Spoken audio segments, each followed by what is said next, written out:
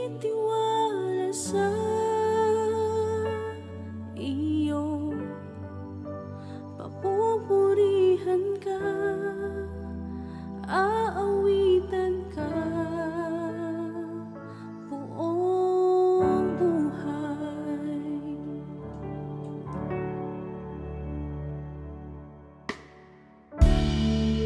Sa iyong kamay aking ibibigay buong buhay. Sa iyo, O Diyos, akayin mo aking mundo nang mapasa iyo habang panahon.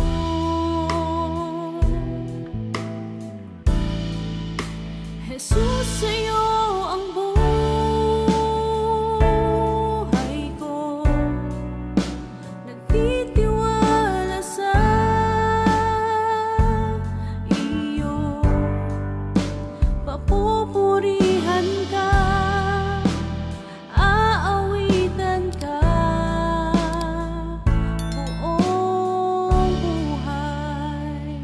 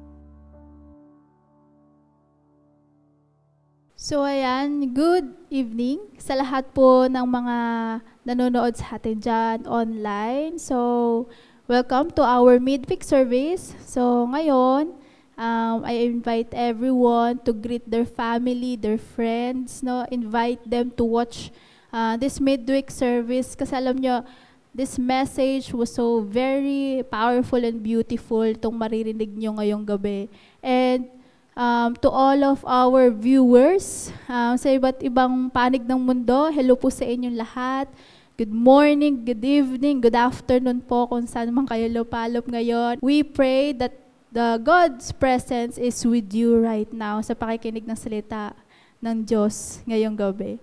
So, ngayon, gusto ko everyone, no? Magkaroon ng interaction online. Since online tayo ngayon, no? Gusto ko magkaroon tayo ng interaction. Okay? Just type yung emoji na heart. No? I-type niyo yung emoji na heart, then tag someone that is very special or very important to you. It could be your friends, your family. No? I-shoutout mo dyan sa comment section natin ngayon. Kasi yung message natin is about something na it could relate not just to God, but also to the rest of the people around you.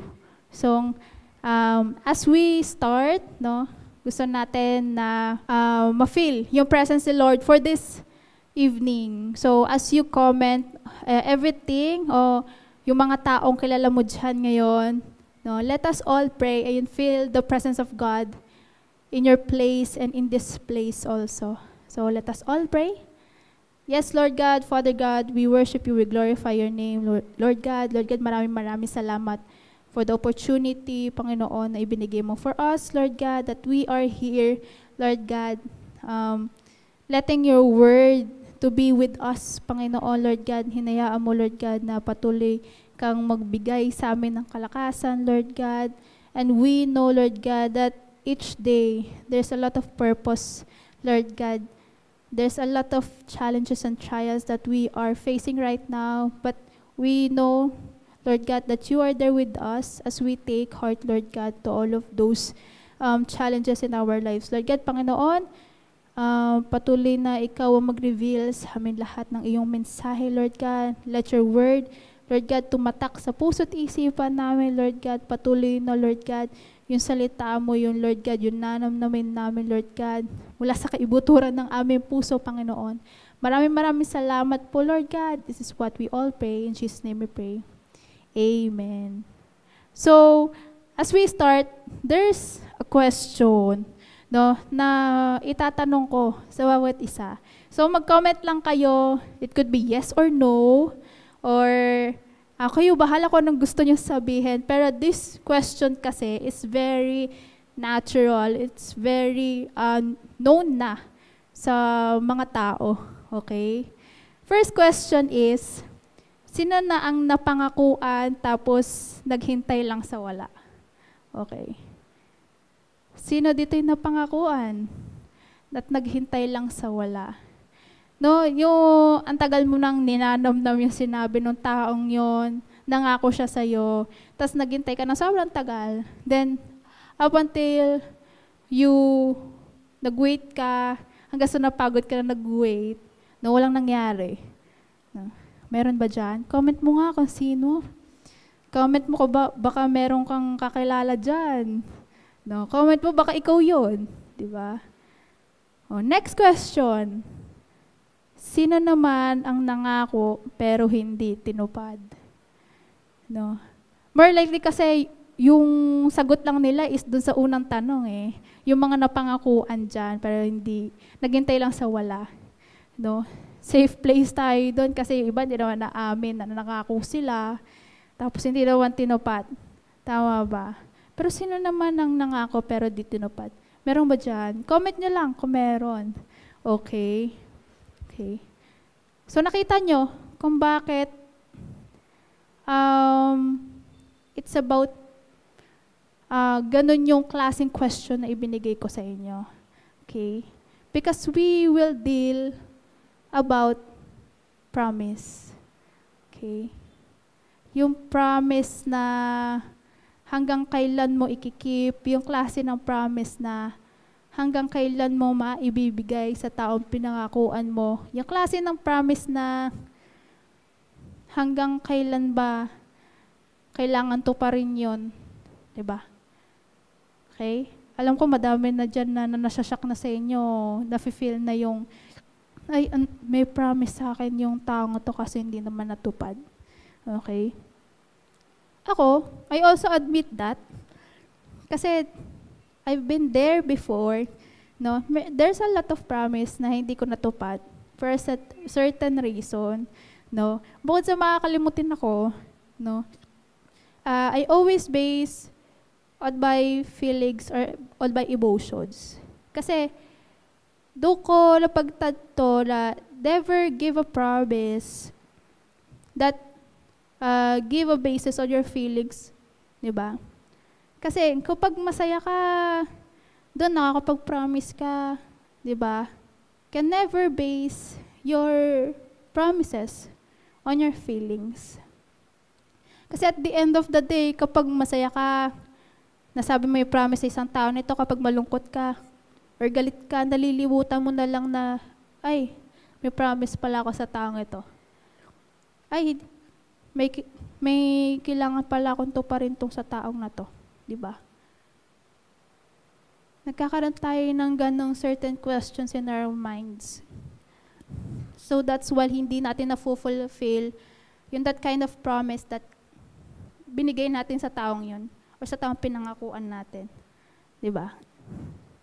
So today, we're going to talk about God's divine promise. Why God's divine promise? Remember this.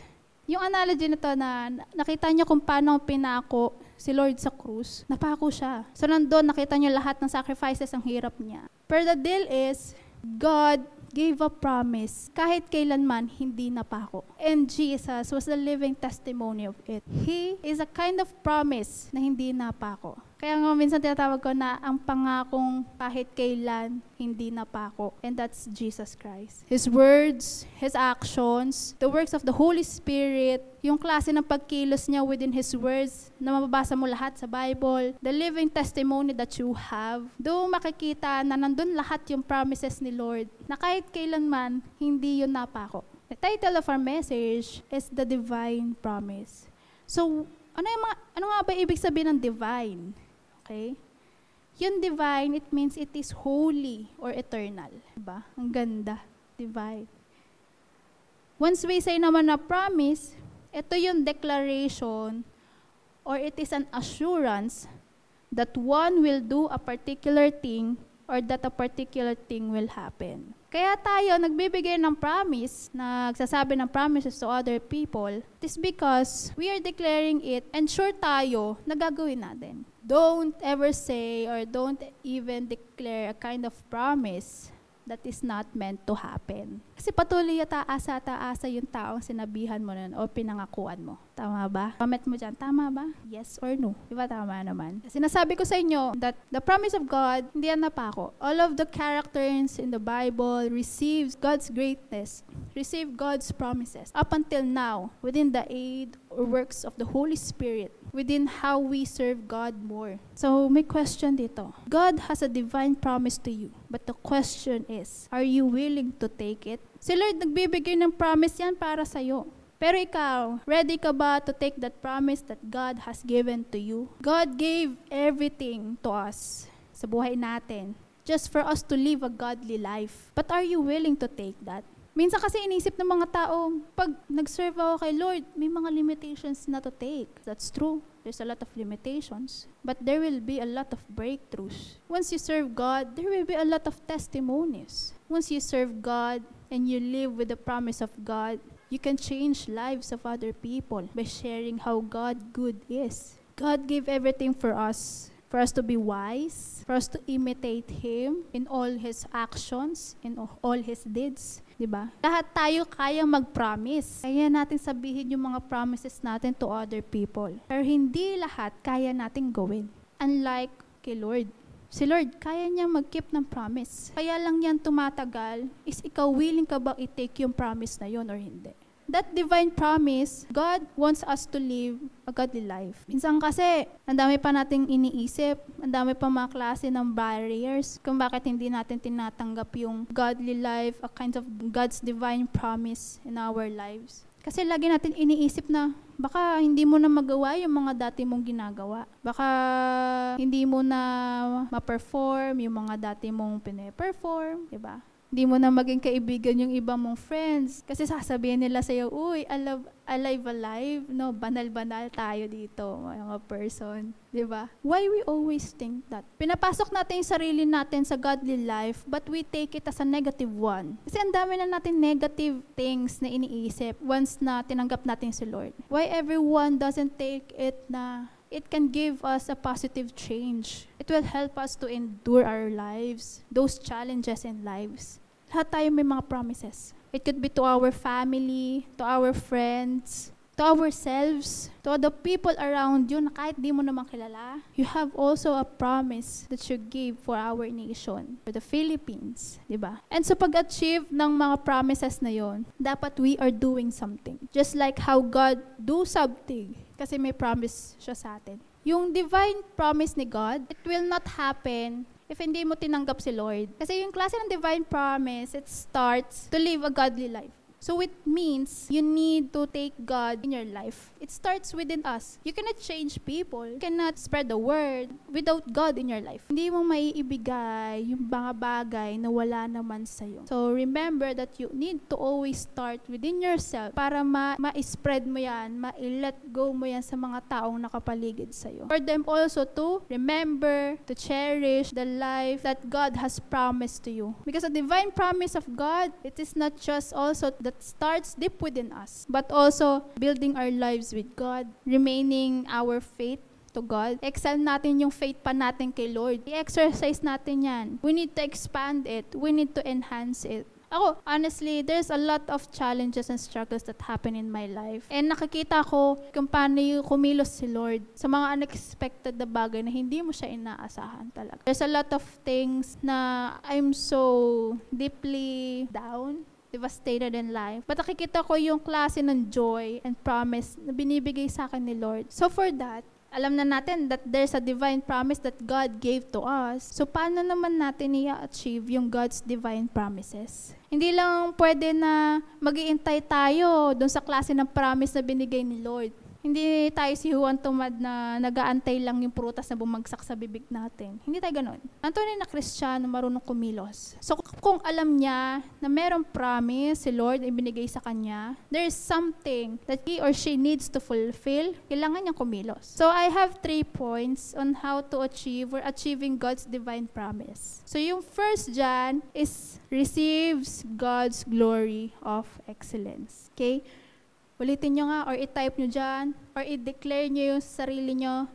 Yung number 1 point natin, receives God's glory and excellence. Sabi sa 2 Peter chapter 1, verse 3 to 4, His divine power has given us everything we need for a godly life through our knowledge of Him who called us by His own glory and goodness. Verse 4, Through this, He has given us His very great and precious promises, so that through them you may participate in the divine nature, having escaped the corruption in the world caused by the evil desires. Receives God's glory and excellence. You will never achieve that God's divine promise kung hindi mo tatanggapin yung glory na nanggagaling kay Lord.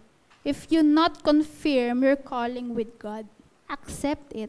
God will give us a spiritual eyes to see what is really happening sa paligid natin, sa family natin, sa sarili natin, sa bansa natin. Diba? How will you know that promise if you didn't accept God's calling? If you didn't confirm the acceptance of that promise that God gave to you? Diba? If you're willing to take it, push yourself to the Lord. Huwag tayong biglang atras nung inaccept na natin yung challenge ni Lord. Diba? Kasi yung iba, once na tinanggap si Lord, bigla na lang umaatras kasi may nararanasan mga challenges in life and problems. Biglang sasabihin nila, ay, Lord, pwedeng wag ko munang i-receive yung promise mo. Kasi yung hirap pala, ang tunay na Kristiyano, no? Ang tunay na anak ng Diyos. Hindi yan bigla-biglang nagbaback out. Hindi nagbaback out talaga yan. Kapag alam niya, sarili niya, that God is with him, bakit siya magbaback out? Baback outin niya pa yung pag-receive ng promise ni Lord. Promise na yun, no? Pangako na yun ni Lord. Binigay na yun sa kanya.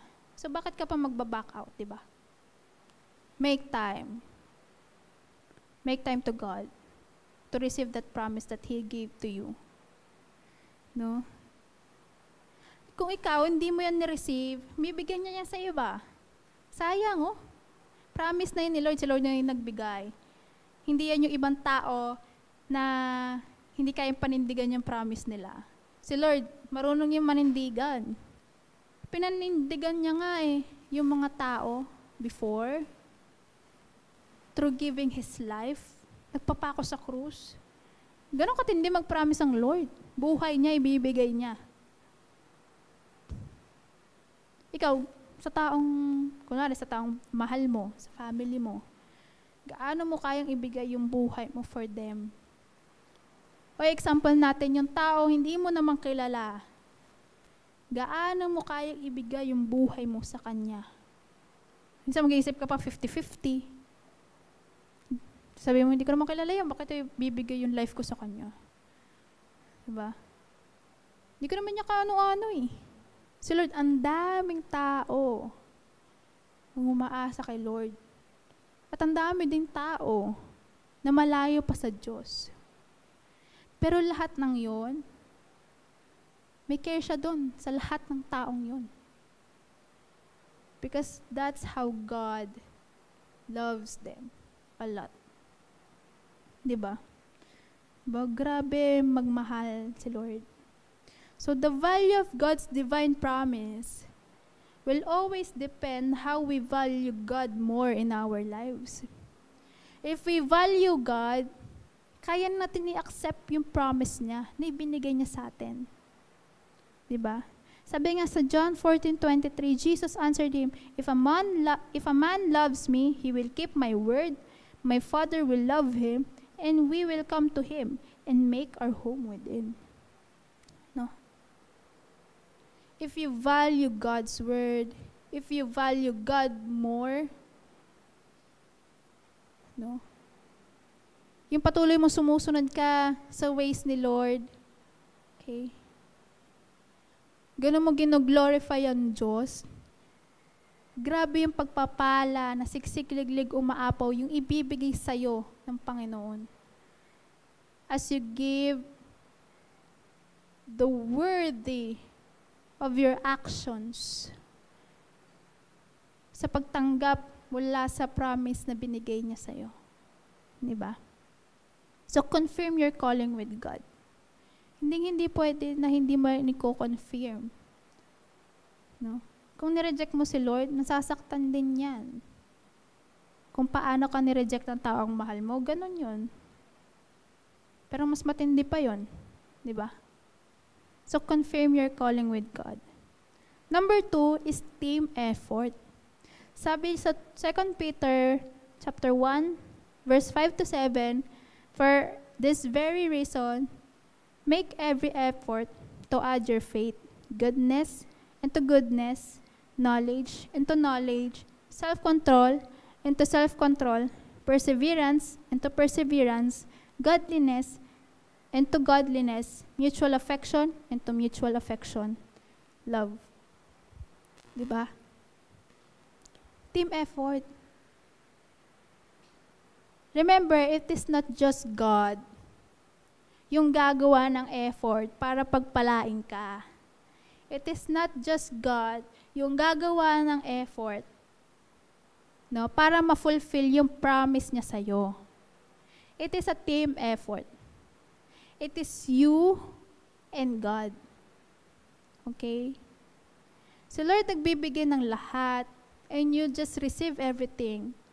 Pero technically, that promise will never happen if you don't do something. Diba?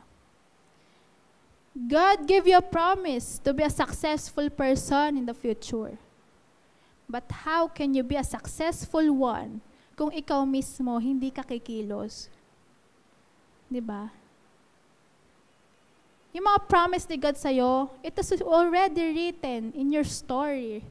Alam na ni Lord kung ano yung mangyayari in your life. Alam niya ni Lord kung gaano ka magiging successful in life. Kung paano mo ma-achieve yung mga goals mo. But technically, it will not happen unless you do something. Diba? Team effort. It is not God alone. It is not you alone. Okay? Kung may kailangan ka, kung may need ka, seek help to God. Team up with God. It is not God alone who will make that promise to happen. Hindi instant ang mga promise ni Lord. Na biglang nandyan na lang sa tabi mo. Di ba? Tama ba? Okay? You need to do something. You need to endure. You need to persevere.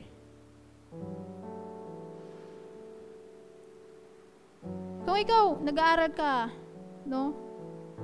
Hindi mo naman siguro ma-achieve yung pagiging college graduate mo kung hindi ka tumuntong ng kinder, kung hindi ka tumuntong ng elementary, hindi ka gumraduate ng high school, ng senior high school, whatsoever. Diba? You will not gain a lot of knowledge if you don't step up with those challenges na meron ka habang nag-aaral ka. Diba? Team up with God. It is always a team effort. Not you alone and not God alone. Make every effort. Effort is very important in each days of our lives. Diba? Kung hindi mo in-effortan yung isang bagay at putyo-putyo lang, no, instant lang na nangyari, dumating sa life mo, instantly din yung mawawala. The divine promise of God is for us to live a godly life. And we make to have an effort, ng sobrang tinding effort. Sa pagde-devotion, kung alam nyo lang, basic yan na ginagawa ng mga Kristiyano. Yung pagde-devotion, yung one-on-one nyo with God, pagbabasa ng Bible, basic lang yan. Pero marami na sa iba ang nahihirapang gawin yan. It is a team effort. Hindi mo pwedeng buhatin lang yung sarili mo. Andyan si Lord para buhatin at tulungan ka din. Okay. Train yourself. Sa lahat ng ina-achieve natin, it is not instant. Okay? Team effort. Next, yung last point natin is develop continually. Okay? Sabi dito sa 2 Peter chapter 1 verse 8 to 9, for if you possess these qualities in increasing measure, they will keep you from being ineffective and unproductive in your knowledge of our Lord Jesus Christ. But whoever does not have them is nearsighted and blind, forgetting that they have been cleansed from their past sin. Na-receive mo na yung promise ni Lord. In-accept mo yung calling, no? Nakipag-team effort ka kay Lord. No? Hindi mo ginawa na ikaw lang mag-isa. At that point, no? Kailangan mo naman i-develop yun continually. Continuous developing tayo, continuous learning. Sabi nga, each day, there is a reason for us to learn new things. To learn more things. Okay? Develop continually. As we age, there's a lot of chances every day. And all those chances, huwag nating sayangan yon. Huwag nating sayangin na mag-develop tayo. Okay? Mahirap na na wala tayong ginawa. Mas maganda na meron tayong ginawa. Mas maganda na may nakikita tayong resulta upon that making an team effort with God in fulfilling that promise. Sabi nga, we can never fulfill a promise kapag tayo walang ginawa. Okay? Learn to live a godly life every day. Every day. And that's the best divine gift, best divine promise that God gave to us. Okay? Develop continually. Tuloy-tuloy na progreso. Okay? Huwag tayo maging stagnant lang sa isang lugar. There's a lot of things na pwede natin magawa pa. God gave us wisdom to think. God gave us a lot of knowledge. God gave us our hands, our feet, para tulungan tayo to do something. Minsan pa nga dinadaig pa tayo ng mga yung mga kababayan nating persons with disabilities, no? Na kahit wala silang kamay or paa, they will do something kasi ayaw lang nilang dyan lang sila. Okay? Ito yung pangako sa akin ng Lord. So, bakit dyan lang ako? Remember the story of David and Goliath. Si David, hindi porket bata yan. Hindi niya na kayang labanan si Goliath. Alam niyo yung reason kung bakit niya napatumba si Goliath? Because he knows that God is with him. At nagkaroon sila ng team effort na mapatumba si Goliath. Nakita niyo resulta, di ba? That is how God, so very powerful, in the midst of those challenges, kaano pa kabigat yan, kaano pa kalaki yan. But because God has already promised something to you, you need just to team up with God, and that promise will ever happen in life. Okay? Si Job, tinanggal na lahat sa kanya. Diba? But he remains steadfast to God. He remains on his faith. Okay? And with that, pinagpala pa siya ng Panginoon. Diba? Ikaw, how long you're willing to take that promise? Gaano katagal mo iti-take yung promise ni Lord? Nawa, sana to everyone who accept that God's promise, wag na wag tayo susuko. Why? Kasi alam nyo ba, pagdating ng sa dulo, no, there will be a kind of joy that overflows within us. Kasi nakita mo yung resulta ng lahat ng mga effort na ginawa mo. No, nakita mo lahat ng mga klase ng changes sa buhay mo. Kung paano ka binago ng Diyos. And you will be a living testimony to everyone because of that God's divine promise as you live a godly life. Okay? Sabi nga dito, therefore, my brothers and sisters, make every effort to confirm your calling and election. For if you do these things, you will never stumble, and you will receive a rich welcome in eternal kingdom of our Lord and Savior Jesus Christ. Sabi sa 2 Peter verse 1 up to chapter 1 verse 10 to 11. No? Live your life and make an impact here on earth. Okay? Madaming nagsasabi na you only live once. Why? Why you only live once? Pero bilang Kristiyano, you live every day. And each day are all chances to receive that promises and to make an effort for that promise to happen. Diba? Kasi once you take that promise, no, hindi mo akalain na you will make an impact not just for yourselves but also to the people who surrounds you. You will make a good aura in your life, no? Na makikita, uy, iba yung aura natin dyan ngayon, no? No? You will attract people around you. Diba? You deserve God's divine promise unless you make time and effort in giving everything to God. Okay? Time and effort. Pinakamahalaga to. Mahirap na pag naubusan tayo ng oras. Hindi na natin magagawa lahat dapat natin gawin. Okay? As long as you are here right now, hearing this message, no?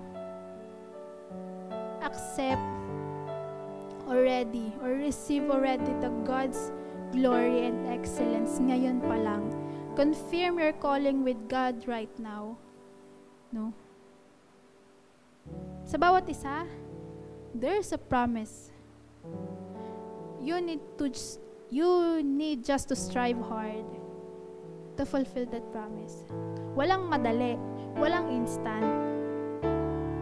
You need to strive, endure, and persevere everything just for that promise to fulfill. Okay? You deserve God's divine promises. You deserve it. Unless you receive it. Unless kung tinanggap mo yan. Deserve mo yan. Yan. Sabihin mo nga dyan, comment ka dyan, deserve mo yan. Okay? Deserve mo yung promise ni Lord. Okay?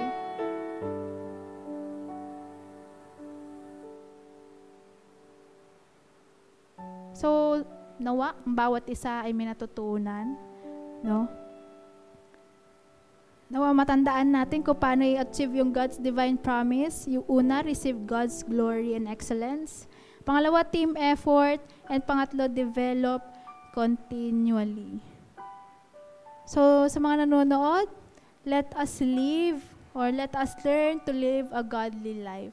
So, for we know that promise of God will never disappear. Okay? It is just you na hinihintay lang ni Lord for you to take that promise. So, maraming salamat po. Nawa po ay lahat ay may natutunan ngayong gabi. And let us live the promise of God within us and cherish it for the rest of our lives. So maraming salamat po and thank you. God bless po sa inyo lahat.